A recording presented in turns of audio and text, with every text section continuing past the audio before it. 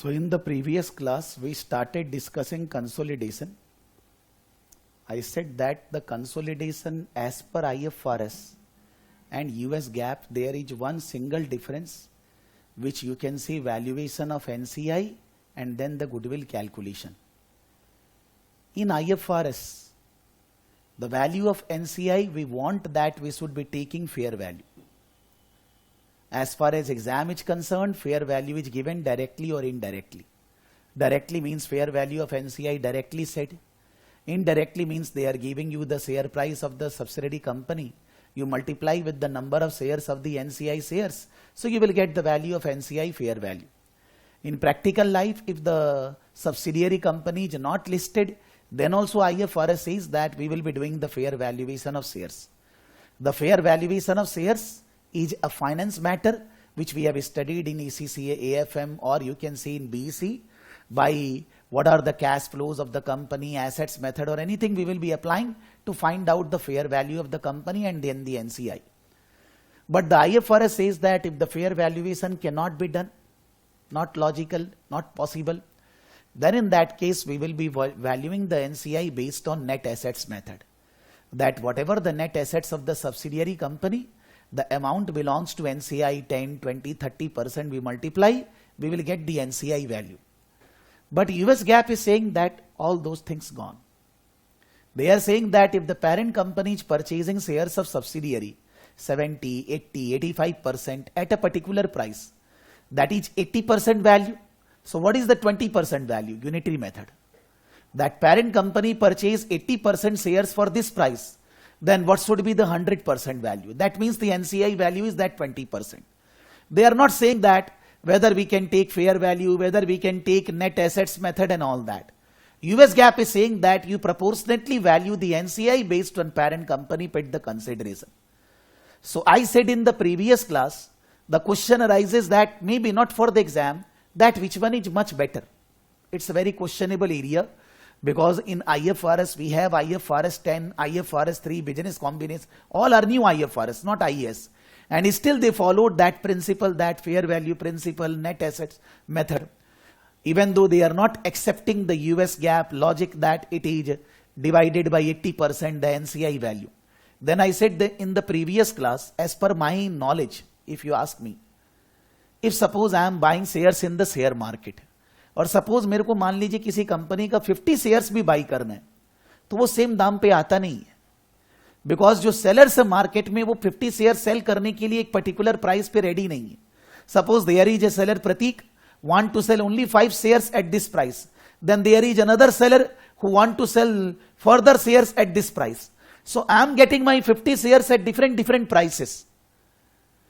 Actual market में, even Indian market, huge population, one of the biggest market of the world, not relating to money volume, but relating to the number of shares transactions.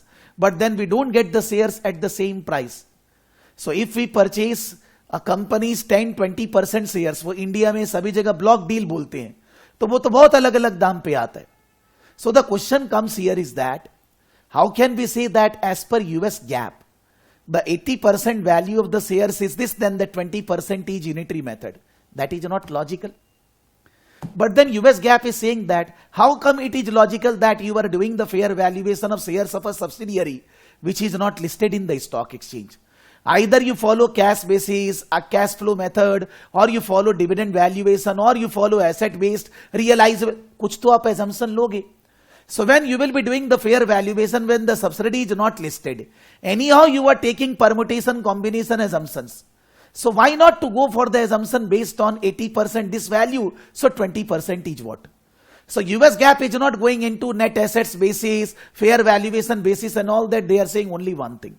Whatever parent company is paying for the shares of the subsidiary for 70, 80, 85%, you calculate NCI value proportionately. But IFRS does not accepted that, and they accepted that the fair valuation will be done. अब गड़बड़ तो दोनों में ही है, अच्छा तो कोई भी नहीं है. बट फिर भी अब कौन डिबेट करे, तो ये अलग अलग रूल्स चल रहे हैं मार्केट में. आगे भी चलेगा कि नहीं, I don't know, but presently it is running. Then comes the balance part which is common, कि when parent company is acquiring shares of subsidiary, parent and subsidiary control is there. and we are preparing consolidated group financial statement, PL account, balance sheet, then what we need to do? The investment by the parent company, in the subsidiary will be set off with the subsidiary company shareholders funds, with the subsidiary company share capital, retained earning, reserves and all that. Because parent company, when acquired 70, 80, 90% shares of subsidiary, or maybe 100%, then all the assets of the subsidiary are the group assets. All the liability of the subsidiary are the group liability. But the subsidiary shareholders funds, share capital, retained earning are not the liability of the group. Because for that parent company has already paid the consideration. So whenever we prepare consolidation, we need to set off whether it's IFRS, whether it's US GAAP, whether calculation of NCI is a different principle.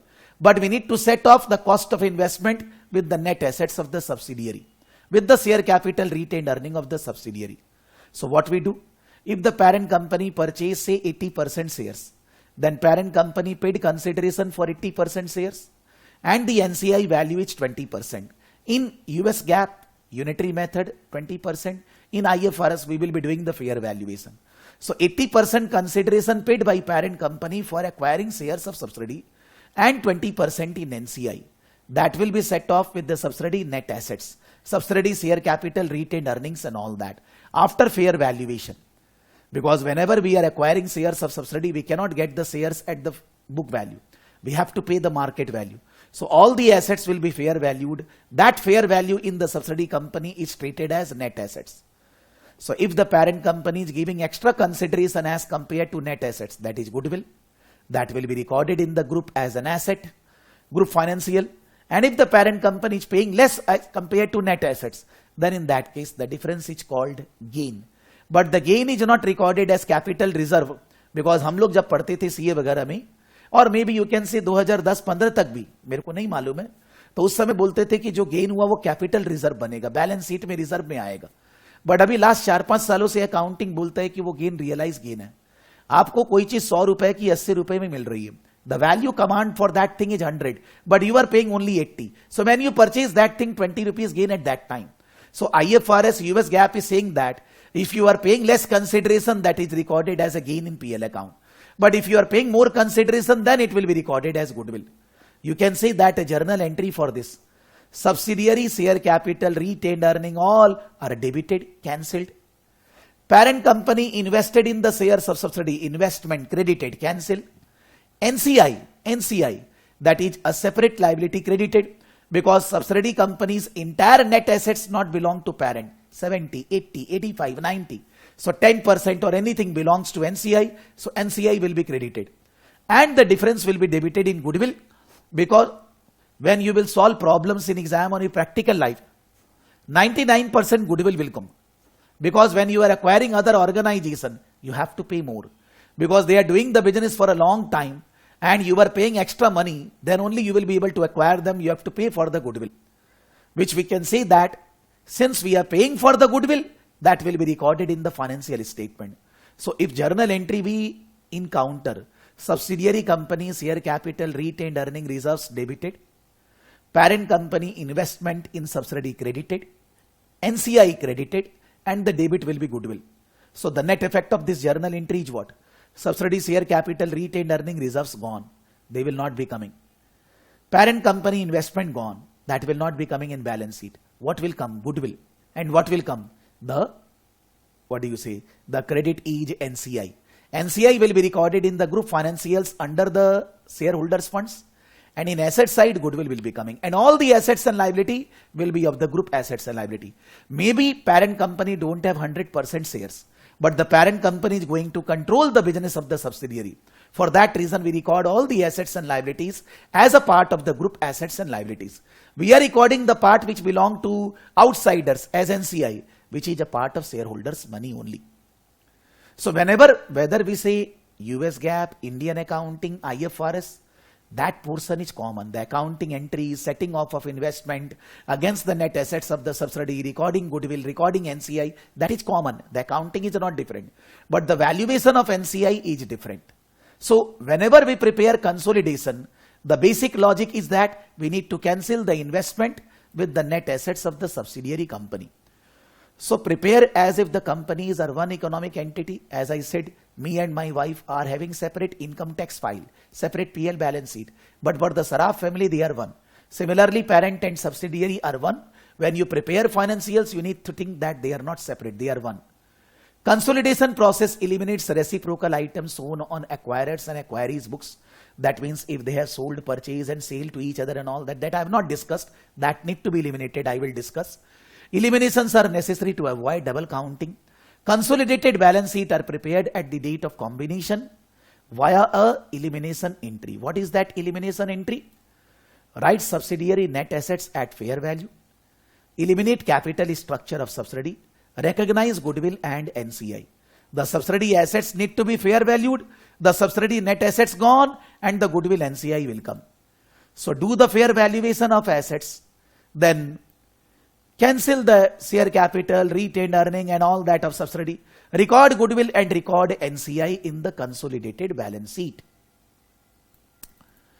NCI should be classified as equity in the statement of financial position. When we will be recording the NCI, they will be part of equity. They will not be part of non-current or current liability because they are the group shareholder. On treatment of earnings, consolidated net earnings is adjusted to disclose income or loss, dividend distributed to NCI. On statement of earnings, consolidated net income is adjusted to disclose income, loss, dividend distributed. I have not discussed if there is a dividend payment by subsidiary, how it will be accounted for. I will discuss. Comprehensive income is also adjusted to include comprehensive income, that is PL account. There are two parts. One is realized gain, profit for the year. One is other comprehensive income. So the other comprehensive income of both the companies will be added. Just an example. This example we did in the previous class. On December 31st, parent company purchased 80% shares for 8,80,000. The stockholders equity section of the subsidiary before the combination was common stock, additional paid in capital, retained earning. So the subsidiary net assets is 8 lakh. The fair value of the subsidiary assets and liabilities evaluated their carrying amount except for land for which fair value exceeds carrying amount by 1 lakh. So ultimately if we do fair valuation, then the net assets for shareholder is 9 lakh. 8 lakh share capital, share premium, retained earning plus 1 lakh fair valuation. 9 lakh. So parent company paid 8,80,000. The parent company acquired 80% shares of the subsidiary for 8,80,000. So parent company recorded in their financials investment debit, credit, cash. This is recorded in the parent company balance sheet as an asset. This 8,80,000 is for 80%. Then what is NCI value for 20%? By 80 into 20. This is not allowed in IFRS. Whether NCI fair value is known or not, this is not allowed. But in US GAAP, that is not allowed, which we do in IFRS. So both are totally different in valuing NCI. So NCI calculation by 80 into 20 will be coming 2,20,000. This we don't do in IFRS like that, because IFRS specifically says that this should not be done. So 8,80,000 parent company 80%, NCI 2,20,000, 11 lakh minus 9 lakh. The goodwill of the subsidiary company is 2 lakh. The goodwill is calculated as 2 lakh. The NCI value is 20%, which is 2,20,000. So the elimination entry is what? The land revalued to 1 lakh. Subsidiary share capital, retained earning, reserves are debited. Parent company investment will be credited. Parent company investment 8,80,000 gone. The difference goodwill debited we have paid for, and the NCI will be credited. 2 lakh goodwill and NCI will be credited by 2,20,000. So when we will prepare group accounts, the land value will increase by 1 lakh. Subsidiary share capital and all that gone. Goodwill will be 2 lakh. And in the credit, the non-controlling interest under equity will be 2,20,000. Investment cancel. You can see that just a basic example. Up till this we have discussed in the previous class. Now we are proceeding. 1 or 2 more examples, then intercompany items, sale and purchase to each other, assets purchase and sale to each other, payable, receivable to each other, dividend payment by subsidiary to parent, those things. Some basic adjustment. On December 31st of the current year, P Corporation purchased 80% of the outstanding common stock of S company for 1 lakh. On the purchase date, the book value of the S net assets equated 10 lakh. On the purchase date, the book value of net assets is 11 lakh. And the fair value is 12 lakh. That means 1 lakh is increased in the value because of any assets. The business combination is accounted for under the acquisition method.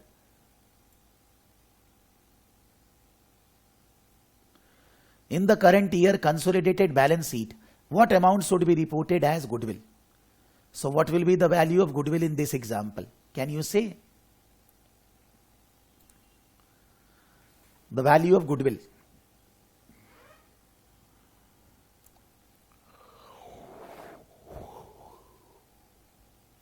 Just that the figures are changed, the same story.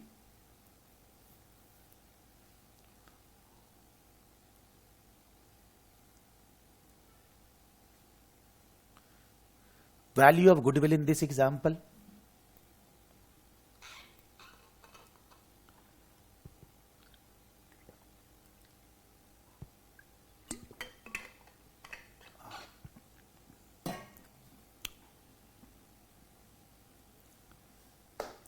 Prateek, are you there?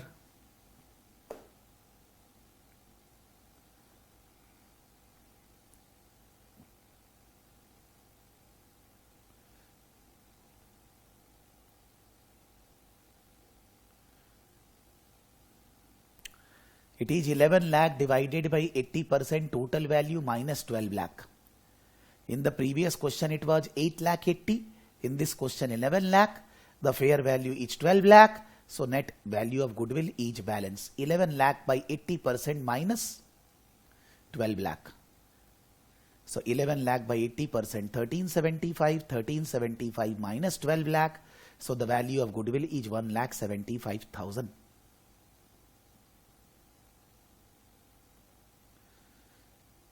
Another question.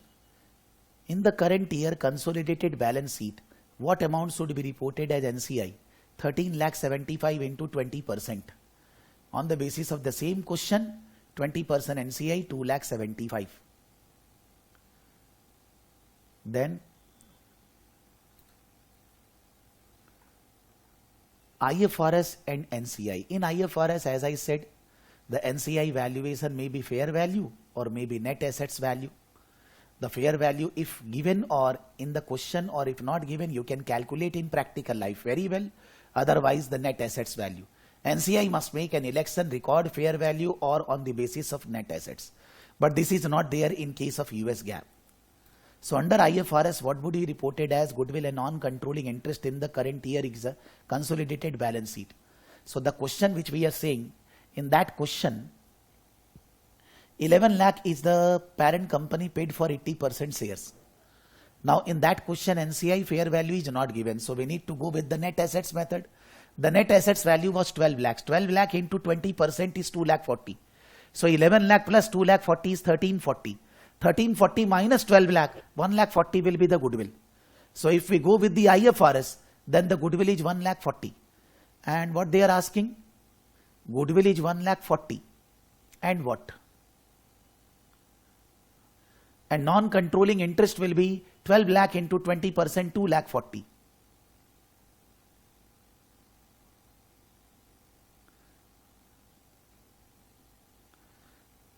Under IFRS, what would be reported as goodwill and non-controlling interest in current year and consolidated balance sheet? Actually, they want to say the question is not printed properly. As per US GAAP, the value of goodwill 175. As per IFRS 140. As per IFRS, the NCI 240. But as per US GAAP 275.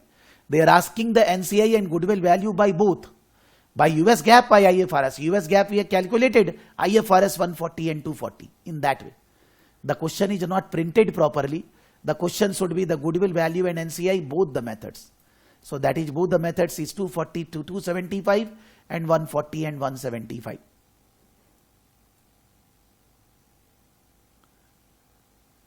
On January 1, year 1, P acquired 100% of the outstanding common stock of, now there is no NCI, 100%. On the date of acquisition, the fair value of S net assets, identifiable assets 820.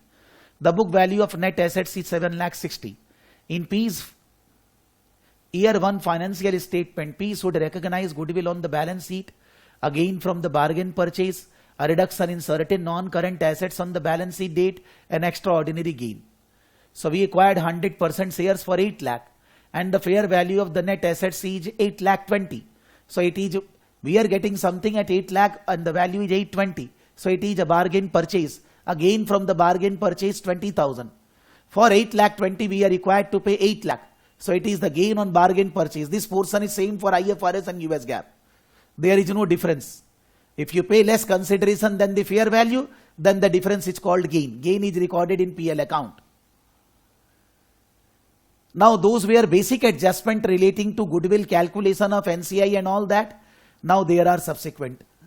Some extra adjustments in consolidation. Subsequent to the date of acquisition, income and statement of retained earnings are added to reflect the results of the operation, since intercompany transactions have to be eliminated. Means what? They are saying that in balance sheet you will be adding the assets of parent and subsidiary. In balance sheet you will be adding the liabilities of both the company. What you will do in PL account? In PL account, after the acquisition by parent and subsidiary, after parent subsidiary relationship arises, and you prepare PL account, whatever the sale purchase of both the companies, they are together. One. The income and expenditures of the parent and subsidiary are one. But to record those income and expenditure in the PL account, first of all, you need to eliminate if there is intercompany sale or purchase, intercompany fixed asset sale and purchase, intercompany debt equity transactions. Intercompany sale or purchase means parent company may be selling goods to subsidiary or subsidiary company may be selling goods to parent. But it is like I am selling to my wife is selling to me. It is not a sale or purchase for the group. So maybe we have sold and purchased to each other, but for the group it is not treated as a sale and purchase. Parent company sold goods, the sale in the group will be minus the sale to subsidiary. Subsidiary company purchased goods from parent, then the purchase in the group will be minus the purchases from the parent company. So whether it's anybody selling, the sale and purchase will be deducted. Purchase will be deducted from cost of goods sold and sale will be deducted from sale. But the question arises that if suppose parent company sold $10,000 goods to subsidiary for 12,000. So from the sale we will deduct 12,000. From the purchases we will deduct 12,000. Not a problem. Because parent company sold, subsidiary purchase, in cost of sale, sale purchase included. So we will exclude. But that is still there with the subsidiary company as closing stock. So when we record cost of goods sold, opening stock plus purchases minus closing stock, then the purchases done by subsidiary from the parent company is actually already deducted in calculating cost of goods sold because it was a closing stock. Subsidiary company purchased for 12,000 and then it is there with the subsidiary company at the end of the year as closing stock. So in the cost of goods sold, actually that 12,000 is not included, because they have added as a purchases and then closing stock it is deducted. The problem is that is not an issue. But the question is that the closing stock for the group is not 12,000. The closing stock for the group is 10,000. For subsidiary the closing stock is 12,000. But for the group the closing stock is the cost of the group, that is 10,000 parent company cost. So while calculating cost of goods sold, we have deducted closing stock 12,000, whereas the closing stock should be 10,000. So if in place of closing stock 12,000, we would have considered 10,000, then the cost of goods sold would be higher. So because of the unrealized profit on the closing stock, we need to increase the cost of goods sold by 2,000. The closing stock deducted in calculating cost of sale 12,000, but the closing stock value for the group is 10,000. And that 10,000 if we record, then the cost of goods sold will increase. But what will be the second adjustment of 2,000? In calculating cost of goods sold, you will add 2,000. Because closing stock considered 12, it should be 10. So you will increase cost of goods sold by 2,000. But then the problem is that the closing stock is there in the balance sheet also. And in the balance sheet also, the closing stock value should be 2,000 less. So in the PL account, the cost of goods sold will increase by 2,000. And in the balance sheet, the closing stock will reduce by 2,000. You can see journal entry, cost of goods sold debit, closing stock credit. So cost of goods sold debit means you are increasing the expense, and closing stock credit means you are reducing the asset value, because for the group, the asset value is 10,000. The problem is that sometimes the profit percentage are given, not given that 10,000 goods sold for 12,000. They say that profit percent is 20% on cost or 20% on sale. Now, It's a simple thing that if percentage is on cost, cost is given, I will apply that. But if sale is given, how I apply? If I will say that the sale value of goods sold by parent to subsidiary is 12,000 and the profit is 20% on cost. So if somebody will calculate profit 12,000 into 20%, they are doing wrong. Because the sale value is 12,000, the cost is not 12. And the profit is 20% on cost. We need to do unitary method, cost 100, profit 20, sale value 120. So 12,000 is 120, so what is 20? So 12,000 by 120 into 20. That means you need to do the calculation of profit percentage properly. On sale, sale is given applied. On cost, cost is given applied. Otherwise, do the unitary method. If I will say that not only closing stock, this closing stock will become next year opening stock. So if the current year closing stock value in the subsidy is 12,000, then in the next year opening stock value is also 12,000. But the opening stock value should be 10,000. The opening stock is included in the cost of goods sold, but it should be 10, it is included 12. So we need to reduce cost of goods. I mean to say opening stock is an expense. So opening stock is considered 12,000. So cost of goods sold increased by 12,000, but it should increase by 10,000. So we need to reduce the cost of goods sold by 2,000. For the unrealized profit on opening stock, cost of goods sold will reduce. For the unrealized profit on closing stock, cost of goods sold will increase. The corresponding adjustment will be in the closing stock so that we can record double adjustment. I will say that generally stock valuation means parent company sold goods to subsidiary, subsidiary sold to goods to parent, anybody. But the profit element need to be eliminated. Many times it is said that parent company sold goods to subsidiary and only 20% of the goods are still unsold. 80% already sold by subsidiary. Then we don't need to do anything for 80% profit because that profit is realized by the group. I sold goods to my wife. My wife sold goods to third party. Saraf family received the income. But if the goods are lying with my wife, then the income is not received by Saraf Academy.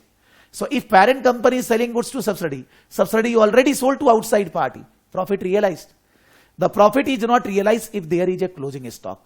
So for intercompany sale and purchase, two things. Sale and purchase to each other fully eliminated. But if there is a closing stock, that closing stock need to bring at cost by eliminating the unrealized profit from the stock value, from the cost of goods sold and the closing stock value. Similar is the case with the fixed assets. Parent company sold fixed assets to subsidiary. Subsidiary sold fixed assets to parent. The profit element to be eliminated and all that. But in the fixed asset, there is one more thing.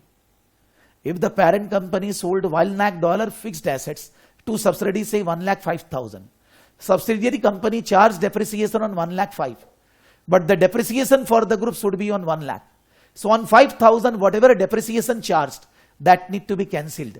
Depreciation was recorded in PL account, profit reduces, we need to increase the profit. Depreciation was deducted from the assets, we need to increase the asset value. So the profit will increase, assets value increase because of the unrealized portion or profit portion on that depreciation. In case of inventory, there is no depreciation. But in case of fixed assets, along with unrealized profit, there is depreciation adjustment also. Intercompany debt equity transaction. Debt equity transaction means, suppose parent company give loan to subsidiary. The loan is an asset for parent, the loan is a liability for subsidiary. For the group, it is not an asset or liability. The subsidiary company paid interest to parent. The interest is not an expense for subsidiary, the interest is not an income for parents. So relating to debt, whatever transaction happen need to cancel because it's a group. Equity. Subsidiary company paid dividend. The parent company received dividend, that is not an income. And the subsidiary company paid dividend. Whatever dividend they paid to the subsidiary parent company, not a payment. Cancel. But the subsidiary company paid dividend to NCI, that need to be considered. Because whatever the profit of the NCI will reduce because of the dividend payment. So relating to intercompany debt equity transactions, relating to fixed assets, relating to inventory traded between them, unrealized profit in inventory, unrealized profit in fixed assets, and in case of fixed assets, on the unrealized profit portion, the elimination of depreciation recorded on that. The profit or loss from these transactions need to be eliminated The event may generate unrealized profit which is on closing stock or assets value need to be eliminated. Intercompany transactions bond may require recognition of gain or loss need to be eliminated. Anything happened between the two is not a, you can say, transaction. Complete the mean elimination entry, eliminate intercompany sales, eliminate intercompany fixed assets, and eliminate if there is any loan given bond issued to each other. Eliminate sale purchase, eliminate payables receivable, and eliminate profit in the inventory. Relating to sale purchase, then receivable payable, and then profit on inventory need to be eliminated. For inventory, one example. On January 1, year 5, P purchases 100% of the stock of Snoopy in a transaction that was properly accounted for as a business combination. On January 1, year 5, P purchases 100% of the stock of S in a transaction that was properly accounted for as a business combination. 100%. There is no NCI. P company purchases 100% of the stock of S in a transaction that was properly accounted for as a business combination. Item 1 and 2 below represent transactions between P and S during year 5. So January they acquired the shares and during year 5 transaction took place. Prepare the elimination entries in general format for each of the transactions. They are asking journal entry. During year 5, P sold merchandise to Snoopy for 60,000, which included a profit of 20,000. At 31st December, half of this merchandise remained in the Snoopy. So for the sale and purchase, we need to reduce the sale, we need to reduce the purchase. You can say cost of goods sold credited, sales debited for 60,000. For unrealized profit, out of 20, only 10,000 because half of there in the inventory. For unrealized profit, cost of goods sold will increase and inventory will reduce. So cost of goods sold debit and inventory credit. The journal entry they are asking. Ultimately, inventory will adjust the cost of goods sold only. The profit on P's company's books is overstated because an arm's length transaction. P company cannot recognize profit until the goods are sold to third party. The ending inventory of Snoopy is also overstated, so unrealized profit on that. Unrealized profit when the intercompany sales are made at prices above cost and the inventory is not sold to third party. So half of the 20,000 is 10,000. So first of all, sale done, sale cancelled. Unrealized profit in the inventory is 10,000. So ending inventory is reduced.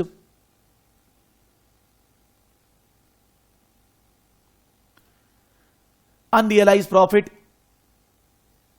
ending inventory exists when intercompany are made at prices above cost and is not sold. Half of the inventory is in the closing stock. So cost of goods sold plug in. What is this? I said sales account debit, cost of goods sold credit 60,000. First entry, 60,000 sale purchase cancel. Then I said cost of goods money. Then I said cost of goods sold debit and ending inventory credit, because cost of goods sold need to increase by 10,000 and closing stock need to reduce by 10,000. So in the first entry, cost of goods sold is credited. In the second entry, cost of goods sold is debited. Ultimately, it is credited by 50,000. The net effect in the cost of goods sold is basically 10,000. The net effect 60 minus, what I should say, 60 minus 10, 50,000. I can pass two journal entries, sales account debit, cost of goods sold credit 60,000. Then I will be recording cost of goods sold debit, ending inventory credit 10,000. So ending inventory is credited and cost of goods sold credited by 60, debited by 10. So net credit is 50,000. You can say that plug-in means balancing figure. If you adjust sales, if you adjust closing stock, cost of goods sold will be balancing figure. So the net cost of goods sold will be reducing by 50,000. Ultimately, the net effect in the PL account is only 10,000 because the sale, purchase, closing stock are all affecting. So ultimately, the net effect in the PL account is net only, you can say, the closing stock figure, which you can say at 10,000. On 4th January, P sold equipment with original cost 30,000 and carrying amount 15 to Snoopy for 36. The equipment had a remaining life of 3 years and was depreciated using a straight line. So this is not goods sold, this is in assets sold. P company, original cost 30, carrying amount 15, sold it to Snoopy for 36. So 15,000 carrying value gone and 36,000 we are getting. So income on sale 36 minus 15, 21,000. But that is not an income for the group. Because for the group 21,000 income will not arise because it is selling to the another party in the group. So what we need to do? We need to record the asset value at 15 only and we need to cancel the income. To cancel the income, PL account will be debited and the assets value will be credited by 21,000. Now the company has charged depreciation on 36. 36 divided by 3, life of the 3 years. 36 by 3, that is 12,000. But the depreciation should be 15,000 by 3, 5,000. So 12 minus 5, 7,000 depreciation need to be cancelled. For depreciation cancel, profit will increase and assets value will reduce. So the assets value first of all will be adjusted by unrealized profit, that is 21,000, and profit will be adjusted by 21, and then it will be adjusted by the depreciation. 12 minus 5, 7,000 depreciation need to be cancelled. So what will be there? 36 is the asset value minus 21, 15, and then from 15 we need to deduct the, add back the depreciation, that is how much?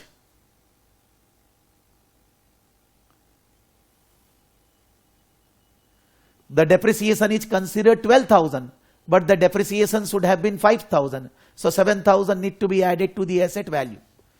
So in the subsidiary company, the asset is 36 minus 21. But then the 21 is the profit added in the asset value, but that is not a profit, that is not the asset value. 36 minus 21, 15. Then in the assets, the depreciation should be deducted 5,000, but the depreciation is deducted 12,000. So we need to add back depreciation by 7,000. This depreciation portion is not there in case of inventory. Unrealized profit on fixed assets need to cancel. Internal transfer of assets, no gain or loss should be recognized. 21,000 is no gain or loss. Gain or loss on assets should be eliminated. Carrying value of asset transferred. Any overstatement in depreciation expense need to be reversed. Need to be eliminated. When the parent company sold asset to subsidiary, they recorded cash 36,000 because they received from the subsidiary 36. Accumulated depreciation 30 minus 15, 15. Asset account credited 30,000 and the profit on sale of asset 21,000. At the time of sale of asset, parent company recorded this. Then at the time of sale of asset, what the subsidiary did? Subsidiary purchased the equipment, credited cash. So in the group, cash is already debited, credited, cancelled. In the group, the equipment is 36 and 30. The net effect in the equipment is 6,000, need to cancel. Gain on sale 21,000, cancel. Accumulated depreciation 15,000, cancel. Ulta pulta I can say. We are saying that cash gone. Accumulated depreciation, all these figures need to be reversed. So how the reversal will be done?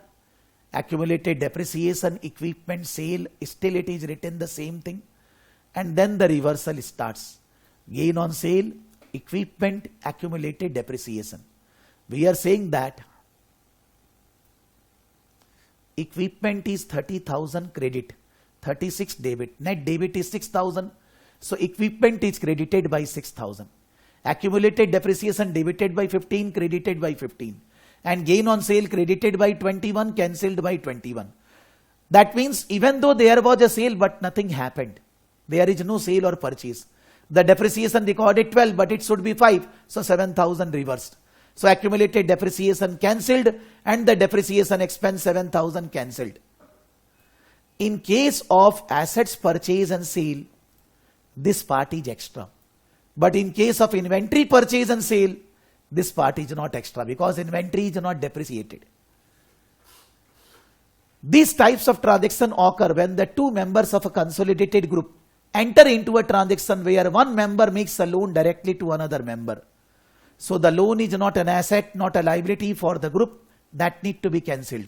Any interest payment or receipt to each other need to be cancelled.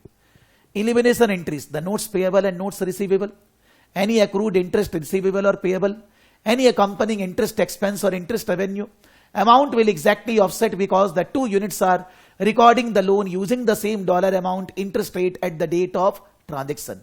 So there is no assets or liability in individual balance sheet, asset liabilities are there.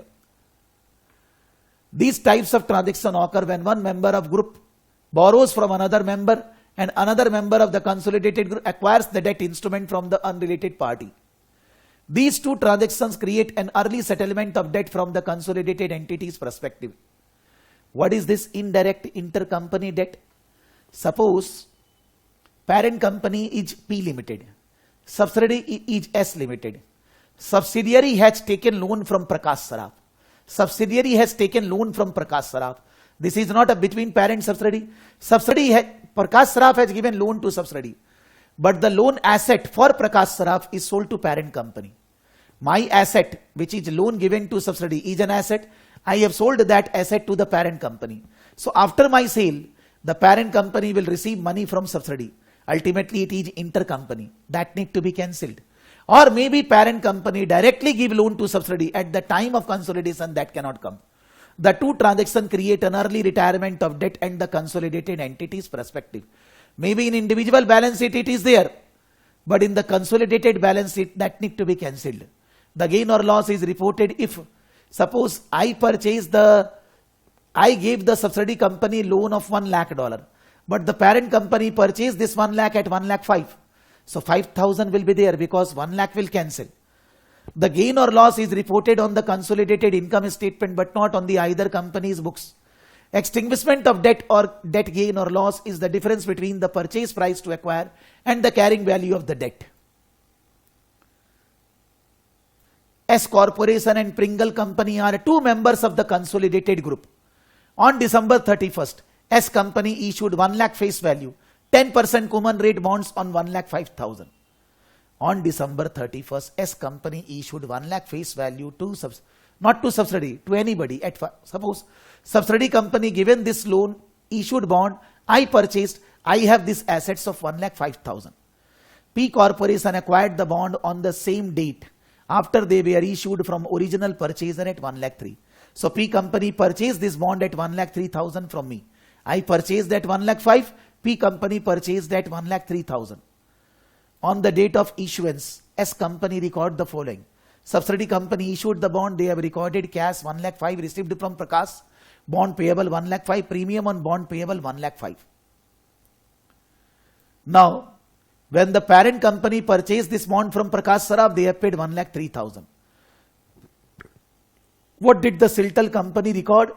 The Silton company record cash account, debit, bond payable, premium payable on bond. This is already they are writing the same entry which they have given above. While issuing the bond, Silter company recorded this, and when the parent company purchased from the third party, the parent company recorded this. Now need to be cancelled. The following elimination entry: bond payable cancel, investment cancel, premium on bond cancel, gain on extinguishment 2,000 in the balance in the PL account. Because the liability and assets are for the parent and subsidiary between each other. But the amount of liability and an amount of assets is not same. Thus, 1 lakh 3,000 and 1 lakh 5 is not same.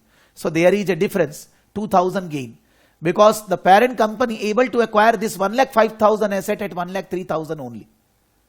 So you can see that unrealized profit, inventory transaction between them, asset transaction between them, and what do you say? Bond transaction between them. Examples on that. On 1st January current year, Sargent Corporation acquired Kohler Company by purchasing 100% of Kohler in exchange for 20,000 shares of Sargent stock. On the date of acquisition, Sargent stock traded for 19 per share on the stock exchange.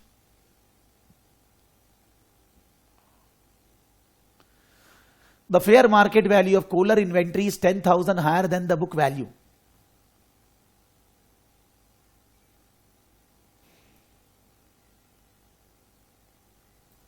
the book value of each company. Sargent company acquire 100% shares of Kohler company for of the stock of Kohler in exchange for 20,000 shares of Sargent. Here the cash is not given. We have given our share. Date of acquisition Sargent company. So 20,000 into 19, 3,80,000 we have given. That 3,80,000 is the cost of investment. And the fair market value of subsidiary company asset 10,000 more. The book value of each company is on January 1. This transaction happened on which date? On January 1. Current assets, non-current assets, liability, non-current, owner's equity.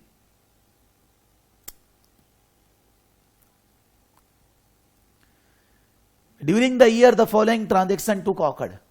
On 1st July, after 6 months of the current year, Kohler sold equipment to Sargent for 27. The equipment was purchased by Kohler 3.5 years ago for 60,000 and was depreciated using a straight line method over 5 years with no salvage value. So 60,000 by 5, that is 12,000. 3.5 years gone. So accumulated depreciation is 12,000 into 3.5, that is 42,000. So on 60,000, 42,000 accumulated depreciation. That means the carrying value is 62 minus 42, 18. But it is sold for 27. So 18 to 27, 9,000 gain. But that need to be cancelled. There is no gain. There is no sale of asset between each other. The depreciation would have been charged on 27, but the depreciation should be like 12,000 every year that way. Sargent depreciated the new equipment over 3 years with no salvage value. Sargent depreciated the new equipment over 3 years with no salvage value.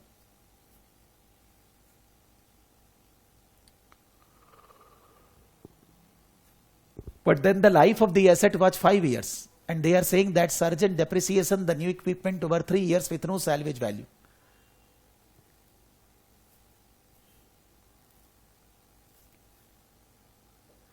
They are saying that the equipment was purchased 3.5 years ago. So 3.5 year depreciation already gone. And they said that using the straight line method, the 5 years were with no salvage value that was estimated earlier. But now when the Sargent purchased this, they have estimated that it will have a life of 3 years. So 27 divided by 3 is coming 9,000.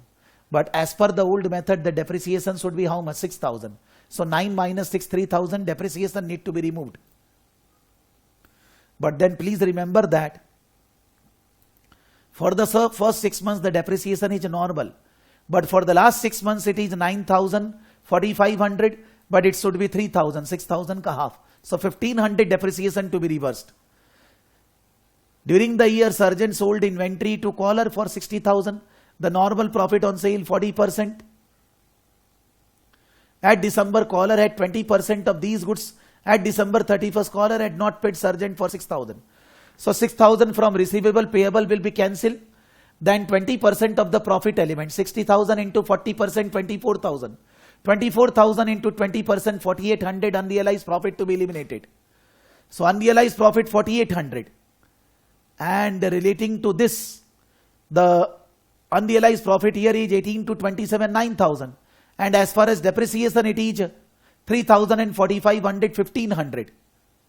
Those are the adjustments. At 31st December, total from the trial balance before closing of both the companies are. So at the end of the year, these are the company's picture. Below is the consolidated worksheet dated December 31st of the current year prior to the closing of the books. Prepare the following worksheet. You can see that as they have posted the revenue of both the company, expenses of both the company, current assets, non-current assets, current liability, then non-current liability, owner's equity.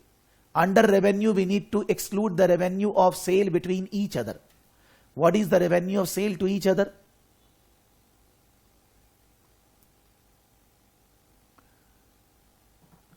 Goods sold to each other, 60,000 deducted.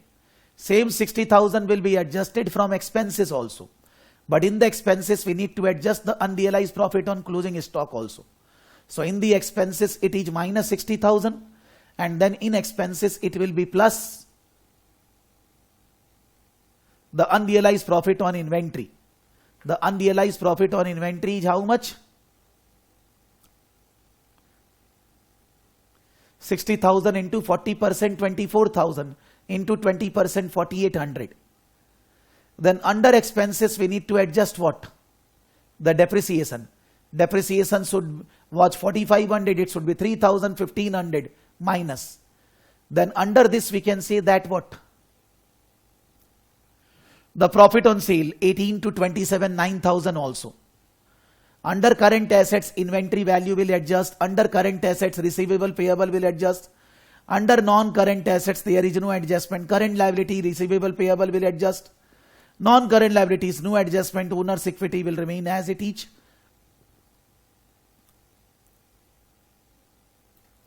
On 1st January, Sargent Corporation acquired Kohler Company by 100% of the Sargent. That is the same story. You can see that subsidiary company retained earning gone, goodwill will come. That need to be recorded under non-current asset.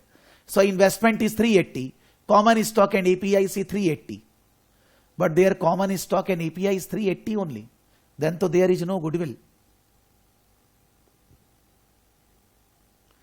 This is 330.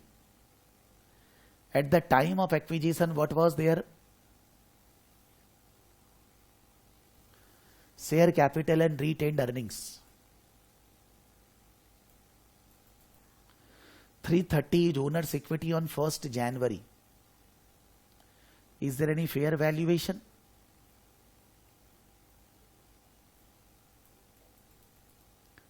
Nothing fair valuation. Then why they are saying 380? 1 second, let me check.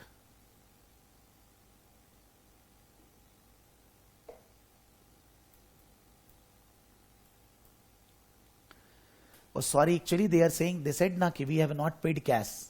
We have given to the subsidiary company our shares. So our shares are recorded as face value plus extra money additional paid in capital. So first of all, parent company recorded the investment and given them, parent company given the shares to the subsidiary company. The fair market value of inventory is 10,000 higher than the book value.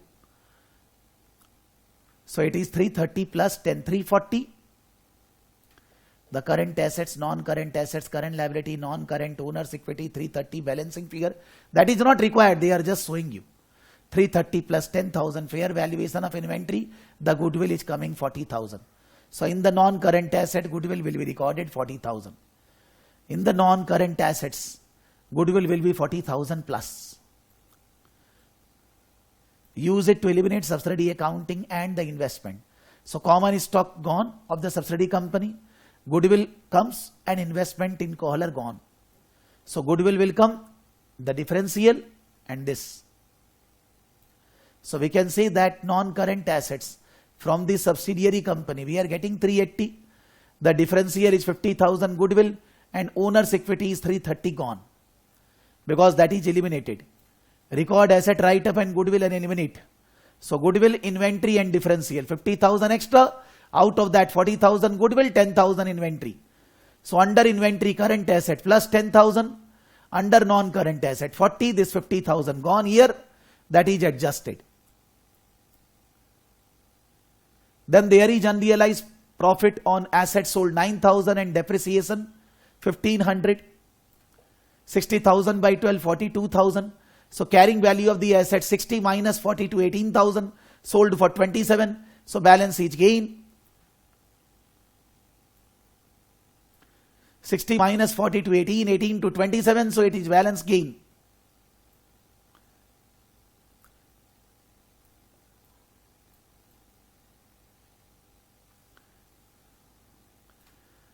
So parent company sold the asset past this entry, subsidiary company purchased the asset past this entry. Cash cancel, balance 27 minus 9, 27 minus 60, that is balance to be credited. Accumulated depreciation credited, gain on sale credited. All ulta pulta.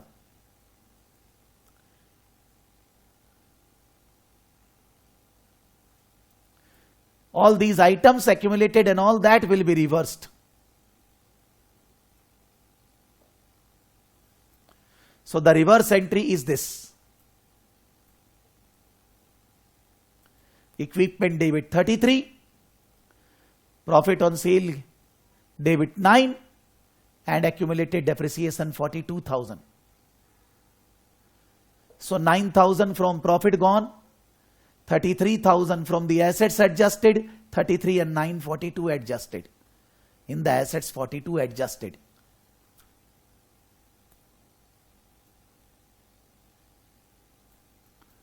For the half year, depreciation as per the old asset value 6. But as per the new asset purchase value, it is 9,000 ka half 4,500. So balance 1,500 depreciation to be reversed.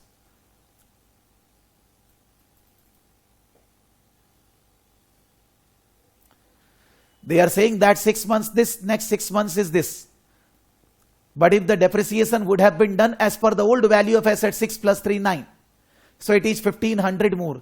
This much working is not required. It's straight away for 6 months 6,000. But it is recorded as 4,500, 1,500 to be reversed. So 1,500 depreciation reversed. That 1,500 adjusted in income and adjusted in non-current assets in the property value. Surgeon sold inventory, so receivable payable 60,000 and unrealized profit 40% and then 20% 4,800. So sales debit, cost of goods sold credit and inventory credit. So sales debit, cost of goods sold adjusted and current assets adjusted.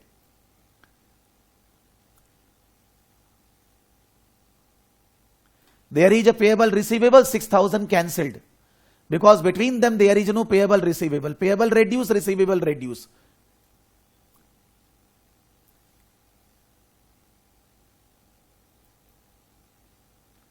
So the items are recorded in the last column after doing plus minus. All the items are recorded in the last column doing plus minus. All the figures are done plus minus.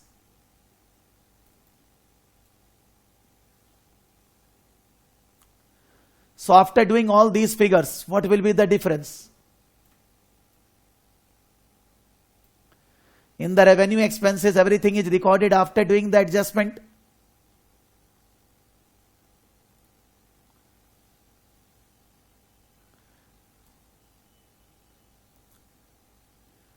Another example. Basically, the example relating to inventory, receivable, payable, assets sold out, all are given at once. In the exam also they give questions task-based simulation. Generally on consolidation in the task-based 1 or 2 questions are always there. On the consolidation questions will always be there. FP Corporation prepare its financial statement in accordance with IFRS. RB acquired 100% of outstanding common stock for 55 lakh. The purchase price included 3 lakh to reimburse the former shareholders of Scarlett for legal fees incurred to complete the acquisition. This 3 lakh is not the part of the investment. This 3 lakh we are not paying to the shareholders of the subsidiary. This 3 lakh will be adjusted in PL account. The company also agreed to pay the seller an additional 15 lakh if the S generated 50 lakh in net earnings, contingent consideration. At acquisition date, the fair value of the contingent consideration 7 lakh 50. They have given the fair value. So there is a cash consideration, there is a contingent consideration. For each entries amount, this should be reflected in the item. Enter a debit balance on positive values, credit balance on negative values. If item is not included in any line item, enters 0 on the cell row. So we are saying that what is the adjustment they have given? Basically acquisition. The acquisition is at what I should say. Acquired assets and liabilities are measured at their acquisition date fair value. Acquisition date fair value is what? 55 lakh we paid and 7 lakh 50 is the contingent consideration. So 55 plus 750 is what? 62 lakh 50,000.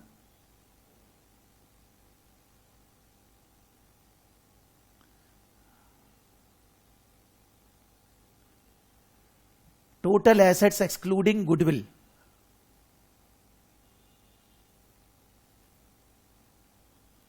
Why they are writing this again here? What they are asking, 1 second. That I understand, subsidiary all assets and liabilities will be of the parent. So carrying amount of the acquisition, fair value at the acquisition. So fair value will be becoming the assets of the group.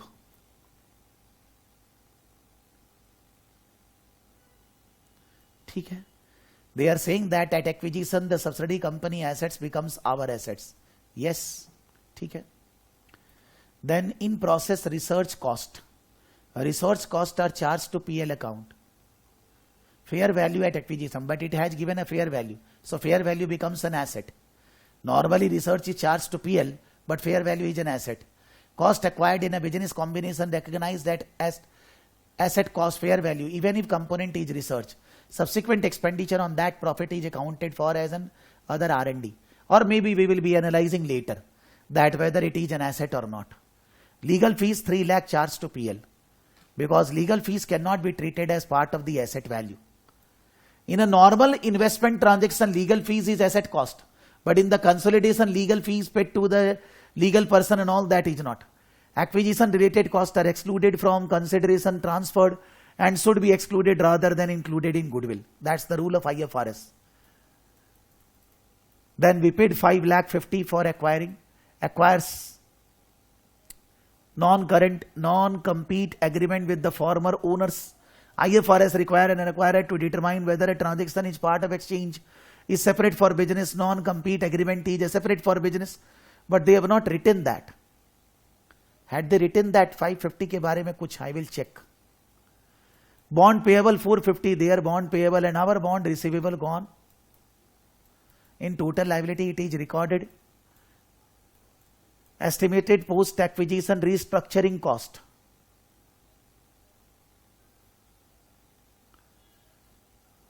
But why they are not writing anywhere? After measuring periods ends, the accounting for business combination can be amended only by correction and error. Therefore, the post acquisition restructuring cost are not part of accounting for the combination. The measurement period is a period after the acquisition date, during which the acquirer may adjust estimated amount realized in the combination.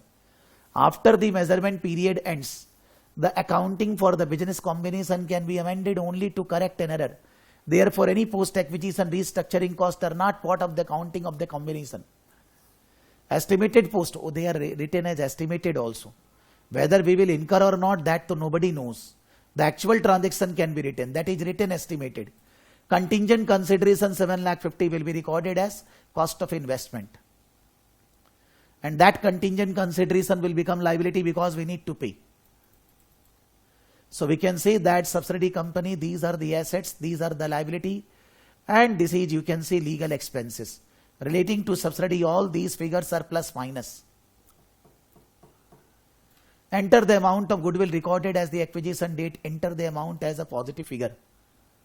So how we will record? The net consideration given, the fair value plus this 55 plus 7 lakh 50, 6250. 55 plus 7 lakh 50, which is 66,250. Yes.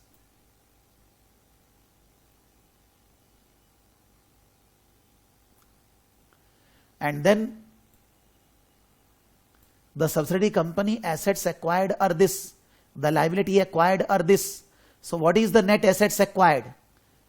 The net assets acquired is this. So the difference will be treated as goodwill.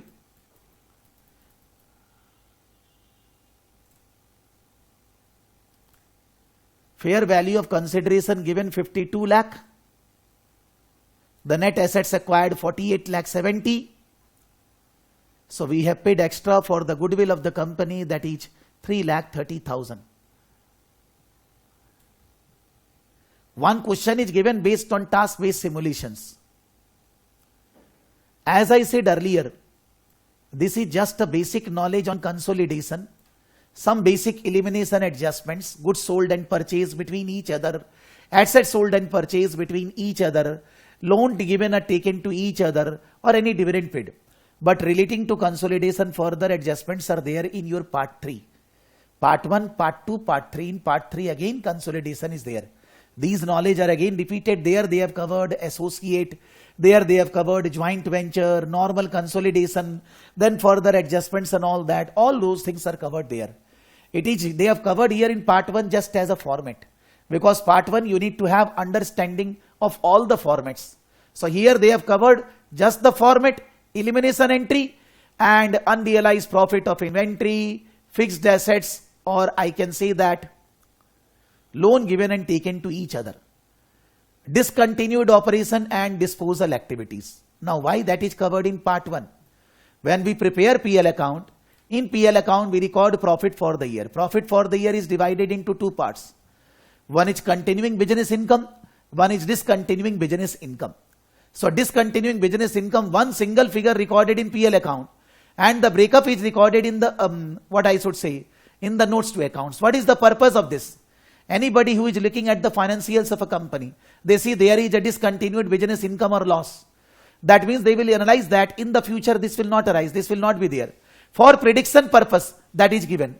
And at the same time, if we want to analyze the past, then we will consider that so that in the past this happened.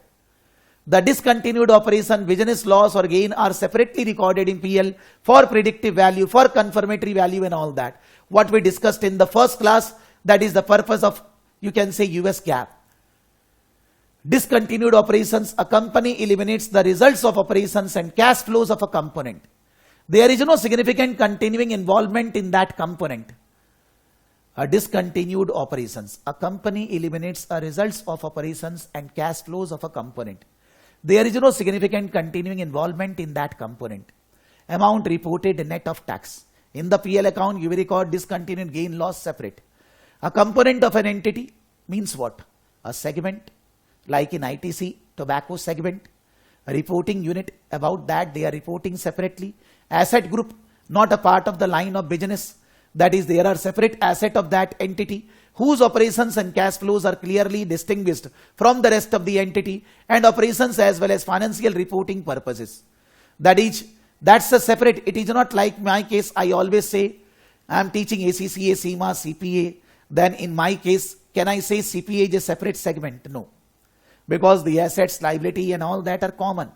That there is no separate asset. So it is not a discontinued operation in my organization. K Corporation had after tax income from continuing operations 55. During the year, it disposed of its restaurant division at a pre-tax loss of 2,700. Disposed of its restaurant division at a pre-tax loss of 2,700, pre-tax loss. Prior to disposal, the division reported a pre-tax loss of 4,500. During the year, disposal loss is 2,700, and in the restaurant, there is a loss in the business is 4,500. So total loss is 4,700 plus 4,500 plus 2,700. Assume a tax rate 30%. Prepare a partial income statement for this. The continuing business income is 55 minus 30%. The continuing business income is 55. Loss from operations net of tax. Loss on disposal net of tax. On loss, why we are taking net of tax? Because of the loss, we will be able to save tax. From our income, we can adjust. So in the business loss, whatever loss, 30% tax saving. In the disposal of assets, there is a loss, 30% tax saving. That is loss after tax is this. And this is 55,000. The net figure is 49,950. When this is presented like this, in future this will not be there. In future this will be there. But in the past this is there. So for confirmatory value we require recording. But for predictive value we will ignore 5040. That is there in IFRS also, that is there in US GAAP. Exit activities includes termination benefits to provide it to, how we will say that an organization is closing its segment. The termination benefits provided to current employees that are involuntarily terminated. Cost to terminate contract, that is not a capital lease. Cost to terminate a contract, and cost to consolidate facilities and your relocate employees. What will be treated as exit cost? The termination of employees, the termination of contract, and the cost to consolidate facilities and your relocate employees. cost to consolidate facilities and your relocate employees. A liability for an exit disposal cost would be recognized at fair value when the entity has little or no discretion to avoid the future transfer or use of asset. The company has decided to dispose, but that is not yet disposed out. And in the disposal, there will be going to be some payment, disposal and all that. That is to be recorded as liability. Any change in the liability should be measured using the credit adjusted risk-free rate that was used to measure the liability. Suppose if I will say that the liability will be settled after 2 years. So they are saying that you calculate present value. The credit adjusted figure means present value. Anything payable after 1 year is recorded in present value term. Exit disposal costs are included in income from continuing operations. Exit disposal costs are included in income from continuing operations. That is, from continuing we will be writing exit and all that, and the net figure will be reported. On October 1, year 3, Washington Incorporation committed itself to formal plan to sell its Lincoln division assets. Committed itself to a formal plan to sell its Lincoln division assets. The plan is decided, they will sell. Committed itself. Washington estimated that the loss from the disposal in assets in February of year 4 would be 25,000. In year 3 they have decided, but year 4 they will dispose. Washington also estimated that Lincoln would incur operating losses 1 lakh for the period 1 through December 31st year 3 and 50,000 for the period January 1 through February 28 year 4. These estimates were materially correct. But this 50,000 we will record in the 4th year, not in the 3rd year. In the 3rd year 1 lakh and 25,000 we will record. Because estimation you cannot record. Disregarding income tax, what should Washington report loss for in its corporate? In the year 3, 1 lakh 25. 1 lakh is the loss in the business and 25,000 is expected loss in the sale of asset. Assets disposal is going to be sure. The loss can be estimated, but the loss in the business cannot be recorded now. So 125 in year 3, 50,000 in year 4. 125,000 in year 3, 50,000 in year 4. That is B. The loss of the year will be recorded in that year, but the loss on the sale of asset estimated will be recorded in the same year. So 1 lakh 25 and 50. On February 2, year 9, F Corporation BOD voted to discontinue operations of its frozen food division and to sell the division assets on the open market as soon as possible. Voted to discontinue operations its frozen food division and to sell the division assets on the open market as soon as possible. The division reported net operating losses 20 and 30,000 in February. On 26 February year 9, sale of division assets resulted in a gain of 90,000.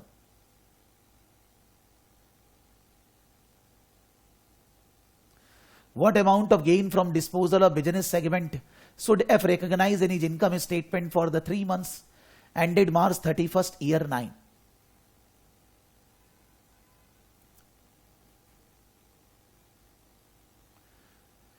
But this all the thing happened within March 31st year 9 only.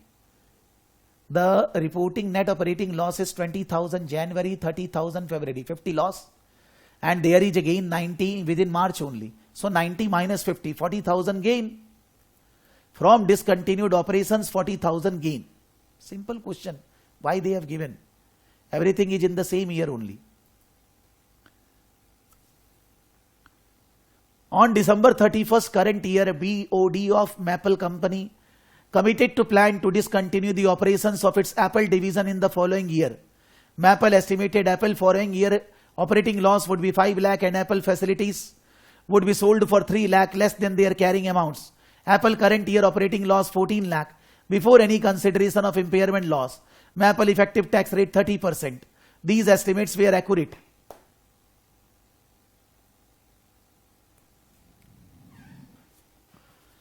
So in the current year they are saying that 14 lakh and the estimated Apple during year operating losses will be 5 lakh, but 30% tax benefit 3 lakh 50. This 3 lakh we cannot record now because this will be recorded later. Sorry. This 5 lakh we cannot record, 3 lakh we will record now only. But 3 lakh into 30%, 90,000. So 2 lakh 10 is the loss.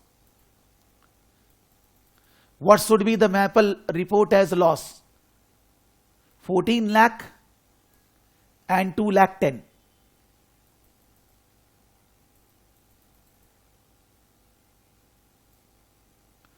$14 lakh is also before any consideration for impairment loss. 14 lakh into 70%, 980. 980 and 2 lakh 10. 980 and 2 lakh 10. 1190. Because both the places we need to consider a tax. 14 lakh is operating, so minus 30% tax. 3 lakh is also minus 30% tax. This is from continuing business, this is from discontinuing. One is estimation of loss on sale of assets.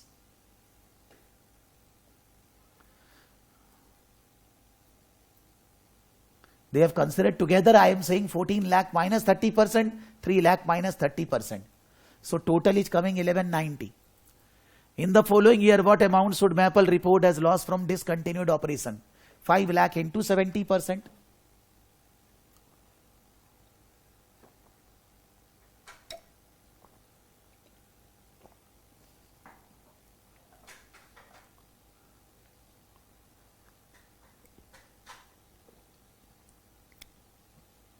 Five lakh into 70%, 3 lakh 50.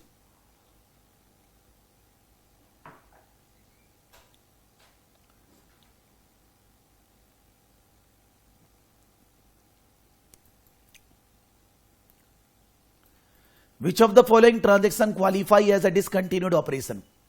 Disposal of a part of line of business, planned and approved sale of segment, phasing out of a production line, changes related to technological improvement. Which one? Pratik.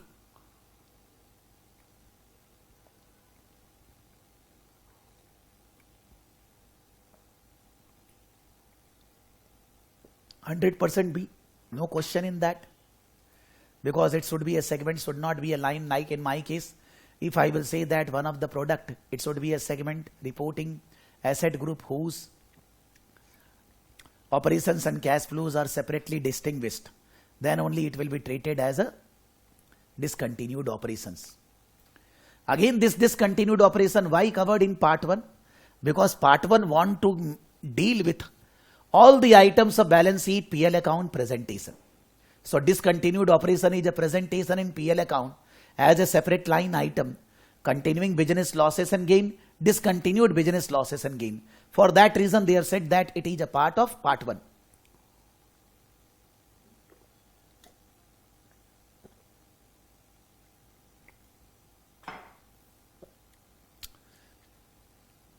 When we record PL account in practical life, then the PL account is presented with earnings per share also. And in earnings per share, what we do? In earnings per share, we divide the profit by weighted average number of shares. Why weighted average number of shares? Because if during the year there is increase in the shares, then that increase in the shares, the money received by issue of shares is used in the business. And by use in the business, the earnings of the business goes up. But the money by issue of shares we are not getting on the first day. Suppose the new issue of shares arises, say after 6 months during the year. So the earnings increases for 6 months. Now how can we take the entire share for the entire year? So we say that when those shares give benefit for half of the year, then we will be taking half only. Weighted average number of shares means the time period for which the shares are outstanding, that will be considered as weightage for calculating weighted average number of shares. The second thing we say that why we require earnings per share disclosure. In the share market, the price of a company very much depends on earnings. The shareholder consider price earning ratio as one of the most important factor to take decisions about the company shares, to take decision whether the company, whether they should invest in the company, whether they should remain invested or not. So whether in Indian accounting, IFRS, US GAAP, the earnings per share calculation is required. In the earnings per share, there are two types. One is basic, one is diluted. Diluted means because of the potential share, in future the company's earnings per share is going to go down. Potential share means if the company has convertible debentures, convertible preference shares, warrant option, then in future company shares will increase. Because of increase in shares, earnings per share will go down. Convertible debenture means debenture holder will be given shares at the time of conversion. Convertible preference shares means preference shareholders will be given equity shares of the company. Warrants or option means the under option, the employee or directors will be getting shares at less than the fair value. Not free, at less than the fair value. Under warrant, if you are the debenture holder, you are given a document by the company warrant. Against warrant, you can purchase the shares of the company by paying less than the market price. So actually under warrant or option, what happens that the amount which you are getting by issuing shares is not the fair value. You are getting less. So actually for the amount which you are getting, you should be giving less shares, but you are giving more shares. So that extra shares will be treated as potential shares and they are going to reduce the earnings per share. So if a company has potential shares, they need to calculate along with the basic EPS, diluted EPS. But if the company don't have potential shares, then there is no diluted EPS. The earnings per share we calculate for ordinary shareholders. Even though preference shares is a part of equity, because preference shares are redeemable, the preference shares are not redeemable and all that. But still when we calculate earnings per share, we calculate for ordinary shareholders. So from the profit, preference dividend need to be deducted. The profit for the shareholders will be divided by the number of shares. And the number of shares will always be weighted average. The number of shares will always be weighted average.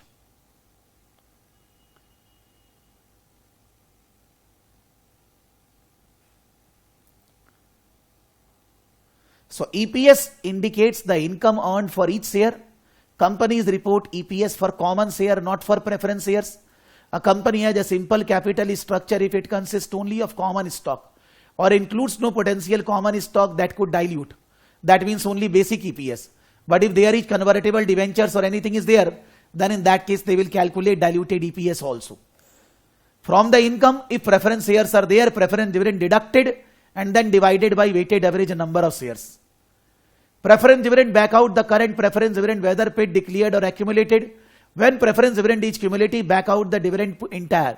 If last year a dividend was not paid, current year 2 year dividend deducted. Use basic EPS when company has a simple capital structure. If company has potential share, then diluted and basic both need to be calculated.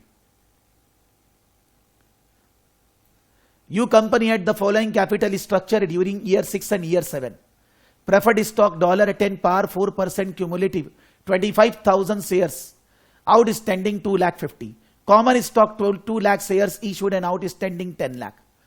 So we can say that on 2,54% 10,000 is the preference dividend. So from the profit is not given, 10,000 will be deducted and then it will be divided by 2 lakh to calculate the basic EPS. You reported net income 5 lakh for the year ended. You paid no preference dividend during year 6 and paid 16,000 in preferred dividend during year 7. In its December 31st year 7 income statement, what amount should you report as basic earnings per share? 5 lakh minus 16, but the dividend amount is how much? The dividend amount is 2,50,000 into 4%, that is 10,000. But the company is paying preference dividend 16,000. You reported 5 lakh for the year, you paid no preference dividend during year 6 and paid 16,000 in preferred dividends during year 7. Why they are paying 16? Maybe in the last year preference shares were not issued at the beginning of the year, because they have not said that it was from the beginning of the year. So I am not doing any adjustment.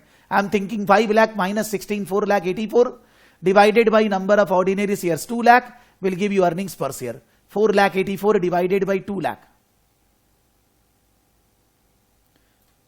4 lakh 84 divided by 2 lakh. Because last year dividend, why not 10,000? How I will come to know? Maybe the preference shares were issued later. What they are saying?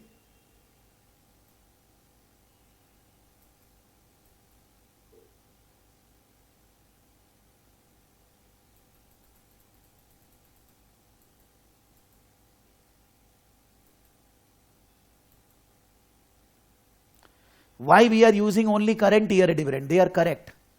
Actually, last year dividend, even though paid or not, that must have been deducted last year.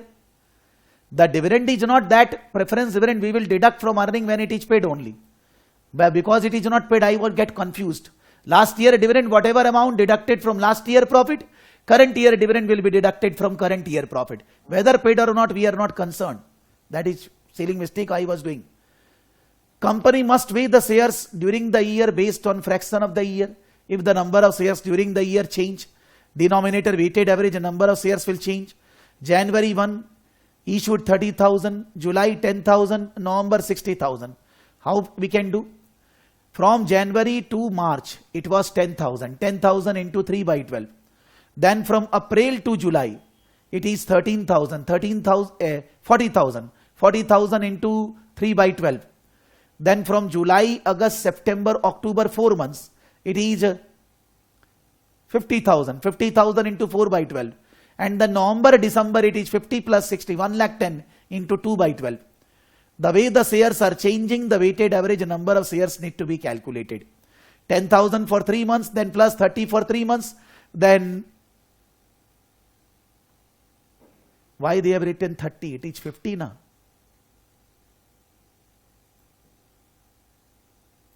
Oh, purchased. The company purchased its own share, not issue. So 40 minus 10, 30. So 30,000 into 4 by 12. And then 60,000 issue November, December, 2 months. Weighted average number of shares need to be calculated so that numerator can be correlated with the denominator. Our company had 20,000 shares of common stock outstanding. On May 1, year 1, it issued 10,500 shares. Outstanding all year were 10,000 of non-convertible preferred stock on which a dividend of 4 per share was paid in December year 1. Net income for the year are basic earnings per share. So first of all, we will say that the dividend is 10,000 into 4, 40,000. 96,700 minus 40,000. And then the weighted average number of shares 20,000 into. What is the year ending?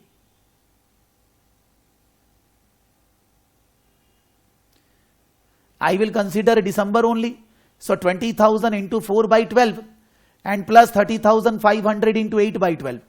20,000 shares before May up till April and then 30,500 into 8 by 12. So 96,700 minus 40,000 divided by weighted average number of shares. This is they have calculated the weighted average number of shares. Then the profit minus preference dividend divided by that. So it is simple. The last one we did mistake by mistake. Stock dividend stock splits are retrospective. Stock dividend stock split means what? A company is giving bonus shares to the shareholders. The bonus shares are not giving any money in the company so that the earnings will increase. No. So bonus shares are assumed issued from the beginning. And stock split, one share divided into 2 shares and all that, it is also assumed from the beginning. If these things are happened, they are considered as from the beginning. Fantasia Corporation capital structure for 31st December. Common stock, non-convertible preferred stock. Shares issued and outstanding. Common share 2 lakh, preference shares 50,000. On October 1, year 2, Fantasia issued a 10% common stock on its common stock and $1 lakh cash dividend on preferred stock. Net income for the year ended year 2. Fantasia year 2 basic earnings per share. So 9 lakh 60 minus 1 lakh 8 lakh 60.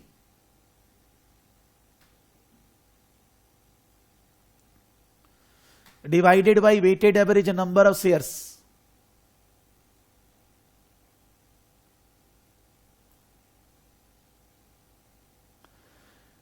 Non-convertible preferred stock, common stock. So divided by 2 lakh only. Is there anything Gotala?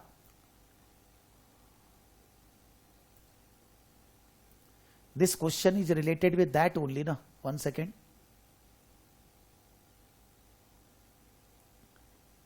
It is question 3 on December 31st, year 1.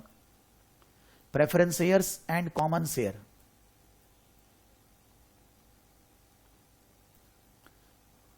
This is December 31st. 1 second. That figure is December 31st year 1. December 31st year 1. Then this is October 1 year 2. December 31st year 1. You can say January year 2. And this is October. Issue 10% common stock. Issued a 10% stock dividend.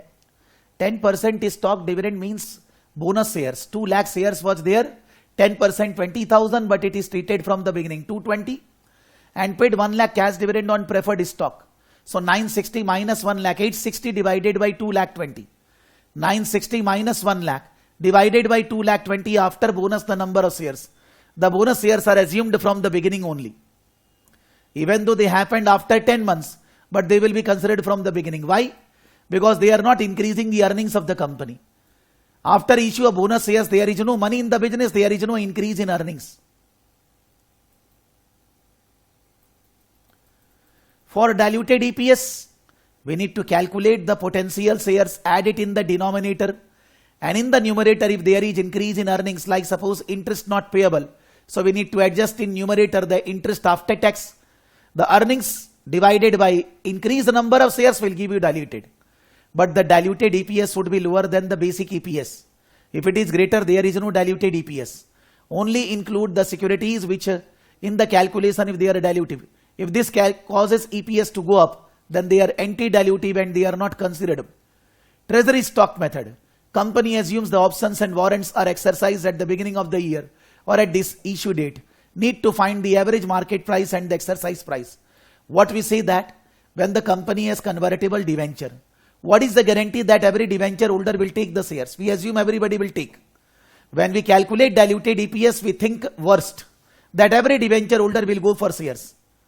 If we say that anybody will be given the shares at 20% discount to the average market price, what will be the average market price? God knows. We will calculate average and we consider that. If average market price exceeds exercise price, options are dilutive. If average market price is lower than the exercise price, options are anti-dilutive. Do not use ending market price. If the average market price exceeds the exercise price, determine the incremental share included in EPS. I mean to say that the average price at which you will be getting the shares under ESOP is say $10. But the market price is, the average price of the share is $10. But you can get at $8. You will definitely buy because $10 share you are getting at $8. If average market price exceeds the exercise price, determine the incremental share included in EPS, because then in that case they are going to become potential shares.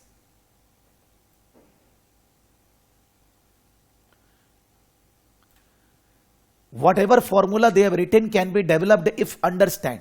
Just think about this example.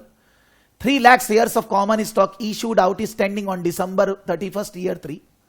On July 1 year 4, additional 50,000 common stock issued for cash. From July there is 50,000 shares extra. A had also unexercised stock option to purchase 40,000 shares of common stock at 15 per share, outstanding at the beginning and end of year 4. The average market price of common stock is 20. The $20 share will be given to the shareholder at 15. So we will be getting 40,000 into 15, 6 lakh. But again 6 lakh dollar on the basis of average price. How many shares would be given? 40,000 into 15, we will be getting this much money from when the shares will be exercised. 40,000 into 15, 6 lakh. But for this 6 lakh on the basis of average market price, 6 lakh by 20, 30,000 shares would be given. But we are giving 40,000. So how many shares we are giving free? That is 10,000 shares. This they are saying that you can calculate by shortcut.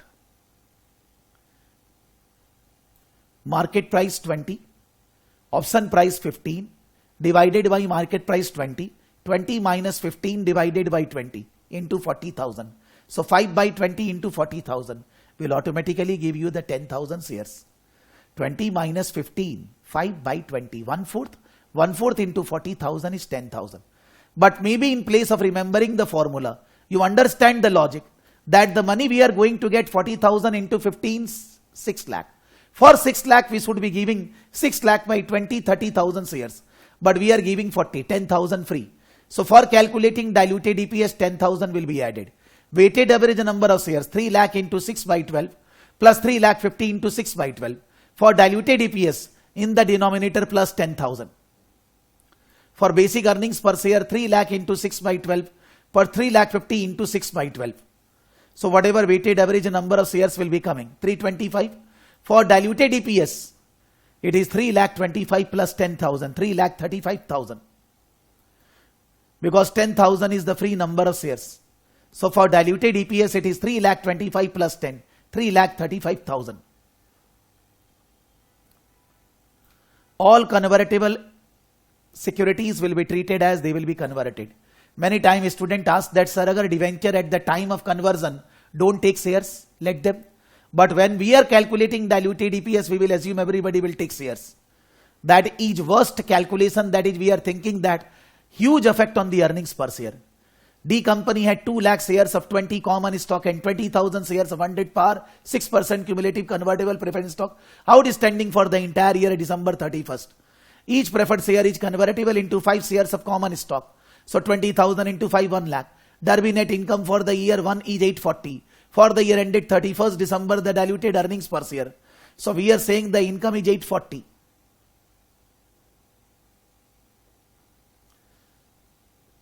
Now what is the dividend? 20,000 into 100, 2 lakh.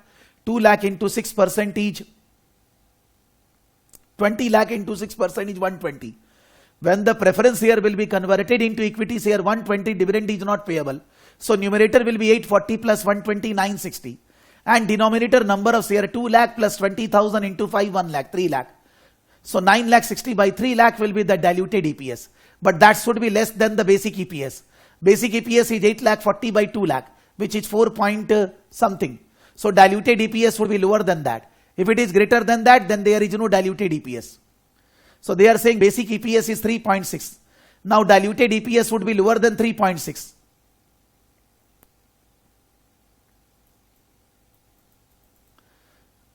$840 divided by 3 lakh. They are not adjusting the preference dividend.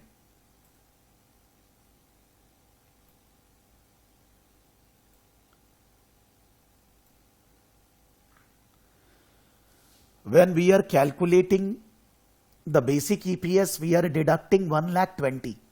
That means we are assuming that this is without deducting, or net income is written. It is not written after deducting shareholders. But when we will be calculating diluted EPS, we don't have to pay a 120. So it is 820 divided by 280. That 280 is lower than 3.6. So diluted EPS is there. It has to be lower, then only it can be treated as diluted EPS. Question में उन्होंने यहां बोला है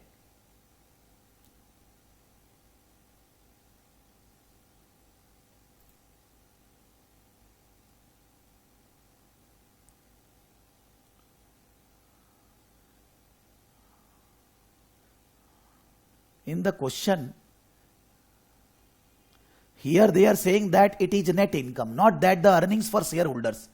If it is 820 and I will deduct 120, then I am saying that this is before deducting dividend. So 820 minus 120 for calculating basic EPS. For diluted EPS, 120 will not be there. Because when preference share will be converted into shares, there is no preference dividend. So the 820 will be the earnings for shareholders, but the number of shares will be 2 lakh plus 1 lakh, 3 lakh. And that diluted EPS would be lower than the basic EPS. Then only it can be said as diluted EPS. Otherwise, there is no diluted EPS. In Indian accounting, or I will say in IFRS, the EPS is there in the ACCA syllabus in lower level. I mean to say the skill level FR. But there the questions are more tricky. There are 2-3 types of instruments, convertible debenture also, preference share also, then you can say ESOP also, different things are there. What we do? We calculate first of all basic EPS. Then we calculate for every instrument incremental earnings per share. Incremental earnings means we are not calculating total earning. If the debenture will be if the preference share will be converted into shares, numerator will increase by 120, preference dividend not payable. Denominator will increase by how much? By 1 lakh. So 1 lakh 20 by 1 lakh 1.2. This 1.2 incremental earnings per share is less than the existing earnings per share basic EPS, which is 3.2. So when you will consider this, definitely the earnings per share is going to go down. But suppose incremental earnings per share is 4 and your basic EPS is 3.6. So when you consider the entire debenture preference share converted into shares, it will be greater than 3.6. So we calculate incremental earnings per share, and if it is less than the basic EPS, then only it is dilutive. और या आप incremental मत निकालिए, आप एक एक करके उनको लेते जाइए.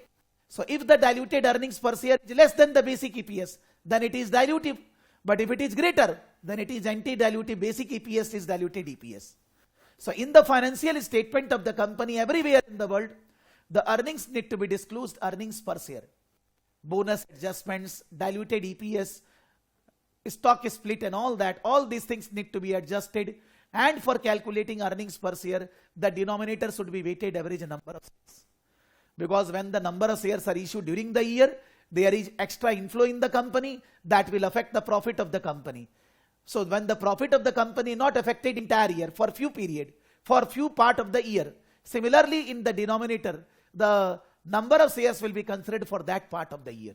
So weighted average number of shares are calculated based on the time period. So I can say that EPS and discontinued operations. Why it is there? It is there because they are also a part of presentation of the financial statement, PL account, balance sheet.